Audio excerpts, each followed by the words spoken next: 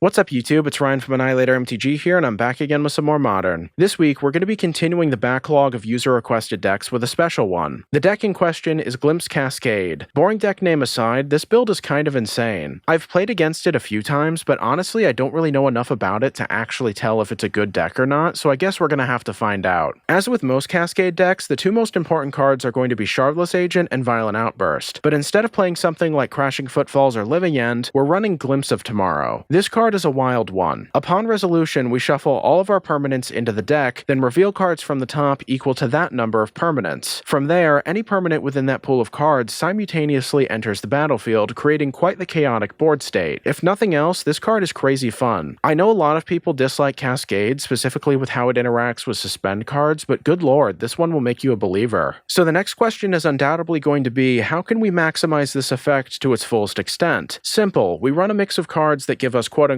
trash permanents in the form of tokens, and value creatures that bring a lot to the table via their enter the battlefield effects. For token generation, we're running a mix of Seasoned Pyromancer and Wavesifter. Seasoned Pyro is always going to be a solid card, but Wavesifter in particular fits in the mana curve beautifully. It's a great way to quickly generate fodder for the upcoming Glimpse. As for our value creatures, Risen Reef and Omnath need no explanation. If left unchecked, these cards tend to get out of hand very quickly. But what about the actual resolution of the Glimpse? There are countless combinations that lead to board states overflowing with value, but this version of the build also runs Omniscience and Emrakul as the de facto I win button. That isn't to say that this build is better than the value-focused version of the deck, far from it in fact. It's just cheaper and oddly enough much easier to pilot, so here we are. I'm super excited to play this, so let's not waste any time here and head straight into the first match.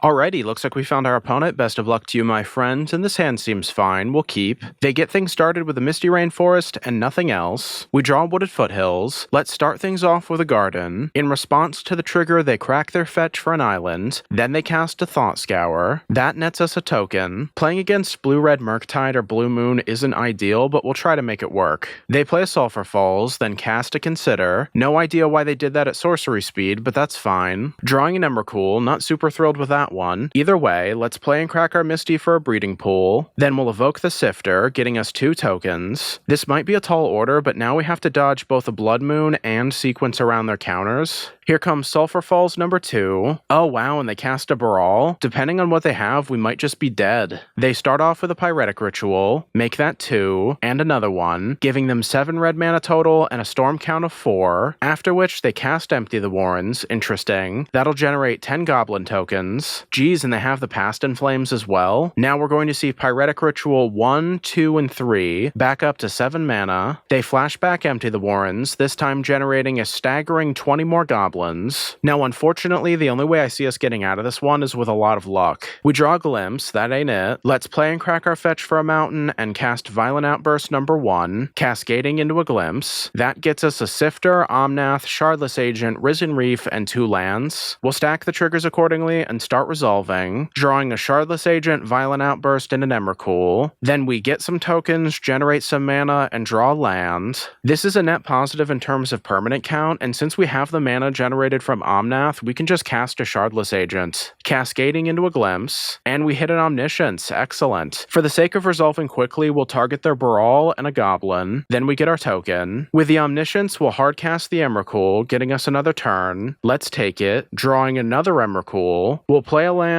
and then attack with the team, triggering Annihilator 6. They block accordingly and go down to 2 life. Then during our second main phase, we'll cast another Emrakul, securing an extra turn. Then we untap, draw, and they scoop it up. Nice. Winning Game 1 against Storm is a really big deal, at least in my experience. The sideboard cards make the matchup significantly easier, and we're bound to see at least one of them in the next 2 games. With that in mind, we're going to be cutting anything that has us tapping out on turn 3 without winning the game on the spot, so this means Seasoned Pyro and Risen Reef have to go. We're also cutting a single copy of Fury. That way we can bring in 3 Leyline of the Void, 3 copies of Dispute, and a singleton Leyline of Sanctity. Looks good to me. This hand basically has 2 dead cards, so there's no reason to keep this. Same thing here, but our mana situation and the Cascade cards are extremely tempting. With that said, sometimes having a win con isn't enough against Storm, so let's try one more time. And there it is. We'll keep shipping the Emrakul and Omnath, then we'll play the Leyline, and we should be good to go. They start things off with a Sulphur Falls and nothing else. We draw Fury, let's play the Garden, netting us a token. Up next, they play a tap land and continue to pass. Drawing a Sifter, not bad. Let's play and crack the Scalding Tarn, grabbing a Steam Vents. Then we'll evoke it. There's 2 more tokens, and if we wanted to, we could probably combo off next turn, although that will send away our Leyline. Here comes a Baral. If they're going to win through Graveyard Hate, this is definitely one of the ways. No third land, though. Speaking of which, we draw Misty. Think we'll just play the Forest. Considering our situation, we could just hang around for a while and eventually hardcast the Fury, but honestly, casting Outburst here and now is a way to proactively win the game. Cascading into a Glimpse, that gives us 2 lands, both Leylines, and an Omniscience. As far as non-Emrakul Glimpses go, that was pretty seamless. So now, thanks to Omniscience, we can hardcast the Fury, hitting their Baral. I'm somewhat surprised that we haven't seen a concession. Up next, they untap and cast another Baral. I suppose that explains that. This isn't really needed, but on their end step, we'll crack the fetch for a Triome. There's a Glimpse. Let's play land number 3, then we'll swing in with the Fury. That takes them down to 14, and I see no reason to flinch, so we'll just send it back. They play and crack an Arid Mesa, grabbing a Steam Vents. Then they cast a Manamorphose into a Ritual, make that 2. Here comes another Manamorphose. Then they cast a Pieces of the Puzzle, followed by another Ritual. With a surplus of mana, they add their companion to hand, then cast it, attacking us for 1, we're at 15, and they send it back. We draw Triome, might as well play it, then we'll attack once again. They block, leading to a trade. Since they've depleted a lot of their resources and we don't have a threat on board anymore, I think I'm fine to cast the Glimpse. That gets us a very humble board state, consisting of 2 lands, a Fury, and an Omniscience. There goes their creature. My biggest concern here is not only are they able to use their graveyard now, but we can also be targeted with things like Gifts Ungiven. Grapeshot is obviously a concern, but shutting out the gifts is huge. They play and crack their Arid Mesa, finding a tap Steam Vents, that's a good sign. Wow, when we draw the Singleton Leyline, that's insane. Let's cast it, then we'll swing in, taking their life total down to 4, and it looks like they've seen enough. GG's opponent.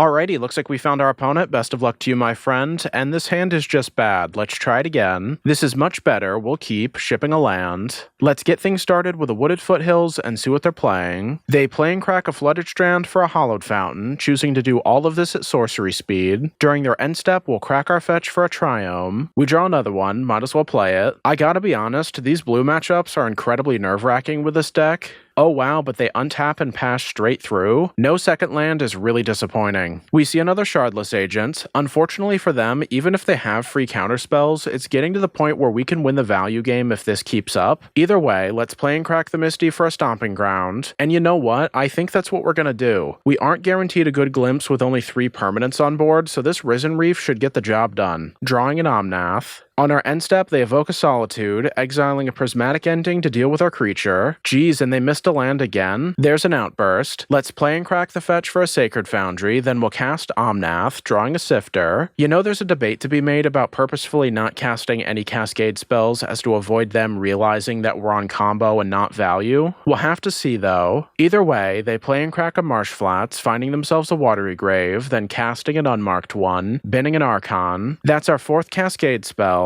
Sadly, I don't think we can mask it any longer, so we'll cast the Seasoned Pyro, bidding a Violent Outburst and a Shardless Agent. That nets us some tokens and draws us some rather underwhelming cards. Let's play the island, gaining 4 life thanks to Omnath. Then we'll swing in. They're at 12. On the following turn, they evoke a copy of Grief, discarding the Outburst. Then they cast Persist, targeting the Archon. As it enters the battlefield, they get a trigger. We'll sack a token and discard the Glimpse. Then they evoke another Solitude, exiling the Omnath, only for us to draw a replacement. With that said, I think it's time that we got this show on the road. To start, we'll evoke the Sifter to get some tokens, then cast the Shardless Agent, cascading into a Glimpse, and they scoop it up. Nice. Sideboarding in this matchup is somewhat straightforward. We're going to cut the playset of Fury and the 2 Seasoned Pyros. That way we can bring in 3 copies each of both Leylines. Any combination of these 2 should be incredibly annoying for them to have to deal with. Looks good to me. While we don't have any graveyard hate, having any Leyline in the opener seems good enough to warrant a flooded hand. We'll play it. Then they jam a tapped Hallowed Fountain and send it back. There's a Sifter. Things are coming together. Let's play a fetch and see if they have any more lands. They do, as they play an untapped Godless Shrine. Then then cast a sorcery speed Faithful Mending, not really sure I understand that. If they were looking for a Grief, that would make sense, but Leyline makes quick work of their hand attack, binning an Archon and a Thoughtseize. We draw Leyline number 2, let's crack our fetch for a basic forest, then play a basic island. That allows us to evoke the Sifter. It resolves, netting us some tokens. On the following turn, they cast Persist on their Archon. This is definitely a good play, but Leyline really limits some of the explosive power that Archon has. No life loss, no sack outlet, no discards. It's pretty chill, actually. They play a Glacial Fortress and send it back. Man, we hit the world's luckiest Shardless Agent. Let's play and crack our fetch for a Stomping Ground. Then we'll cast the Agent, cascading into a Glimpse. That hits a Risen Reef, Shardless Agent, Sifter, Leyline, and an Emrakul. And that'll do it. GG's, opponent.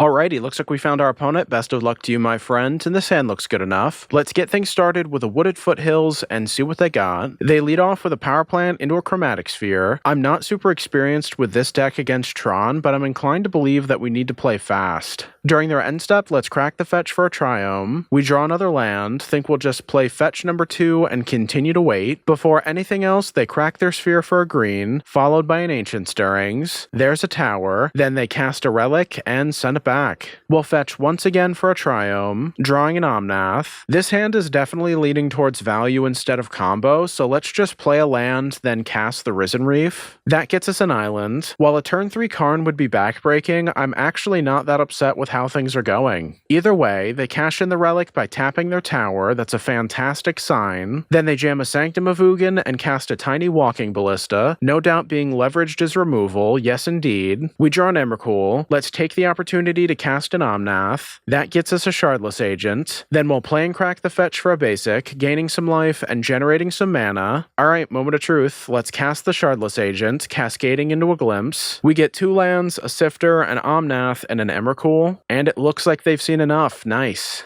Sideboarding in this matchup is kind of boring. We'll take out the Seasoned Pyros and 2 copies of Fury. That way we can bring in a full play set of Foundation Breaker. This card can be incredibly useful, but only in certain situations. Looks good to me. Well, this hand is terrible. This one isn't much better. Let's try one more time. This should be fine. Let's ship the Omnath and the Violent Outburst. They get things rolling with an Urza's Tower into an Expedition map. We draw a Breeding Pool. Let's play the Garden, netting us a token. Up next, they play a basic Forest and cast a Sylvan Scrying. That gets them the second piece. Little surprised that they didn't just use the map. Drawing a land. Think we'll just play the Breeding Pool untapped and set up with a Sifter. We're prioritizing permanent generation over answering their cards. This might be a bit aggressive, but we'll have to see. Here comes a Power Plant, then they cast a copy of Ancient Stirrings. That finds them their final piece. This is a cool sequence because they more or less use their Expedition map as bait for our artifact removal. We didn't take the bait, but I appreciate the move nonetheless. We draw an Emrakul. Let's play and crack a fetch for a basic, then we'll cast the Shardless Agent, cascading into a Glimpse. Ooh, and they cast a Warping Whale. Good move. Tron is officially complete. Wonder what they're going to do with it. They start things off with an O-Stone. That certainly complicates things a bit. Seeing an Omniscience. That's actually worse than a blank card. At this point, I think we're just going to play our land, then start attacking. They're at 18. On our end step, they crack their map for another tower. Then they play it, only to cast a Wormcoil Engine. Not super happy with that. Either way, let's crack the fetch for an untapped Steam Vents. With the O-Stone on board, cashing in these clues is all but essential. There's a Foundation Breaker, then a Violent Outburst. Drawing a Fury. We need to start pressuring their board, so let's cast the Foundation Breaker targeting their Wormcoil. This might make them crack the O-Stone. Indeed it does. That wipes the board, giving them 2 tokens. While this certainly sets us back, it feels like a step in the right direction. During their main phase, they play and crack a Chromatic Star, then they cast an Ancient Stirrings, hitting a Ballista. Before anything else, they attack us for 6, we're at 8. Then they play another Tron piece and cast a 10 mana Ballista. The important thing to remember about this move is that Warping Whale costs 2 mana, so we should be safe. We draw Shardless Agent, was sort of hoping to hit a land. Guess we don't have a choice though, so let's cast the Outburst, cascading into a Glimpse. That hits 2 lands, an Omnath, and a Sifter, stacking the triggers accordingly. With the extra mana, let's cast a Shardless Agent, cascading into another Glimpse, hitting 2 lands, a Risen Reef, 2 copies of Omnath, and a copy of Emrakul. And it looks like they've seen enough. GG's, opponent.